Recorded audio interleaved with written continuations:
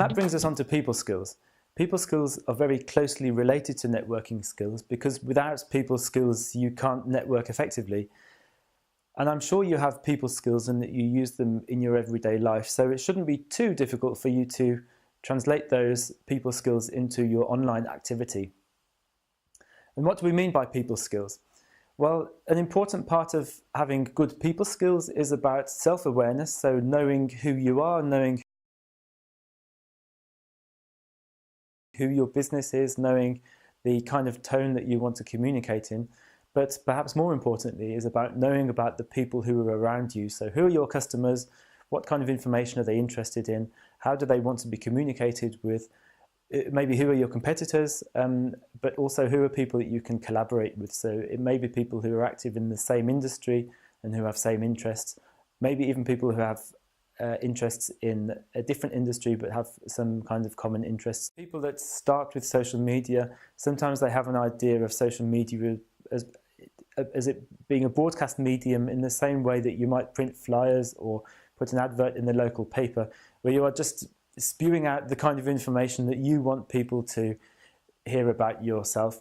And the problem with that is that people feel as though you're invading their space, and that they are less likely to follow people on Twitter or or subscribe to their Facebook page or on similar other social media networks. So that means don't try just to broadcast, you need to interact with people, because people will feel as though you're invading their space if you come along and try to broadcast just the messages that you think you would like them to hear.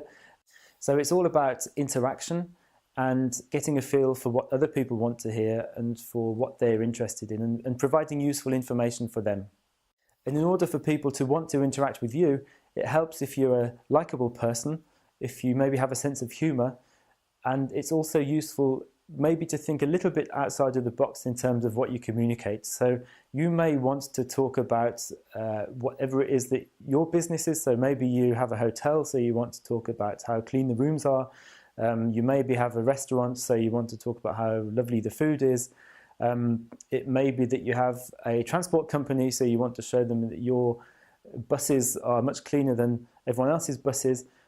But people maybe don't want to talk about that because they are interested in getting from A to B, or they're interested in staying in a particular place, and maybe they're not interested in the things that you think are your selling points.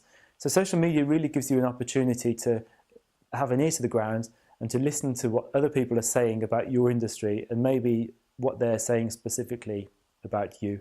And this is why having an interaction with people on a level playing field is very important in order to be successful, but it's also a huge opportunity for you to find out things about your business that you maybe didn't know before.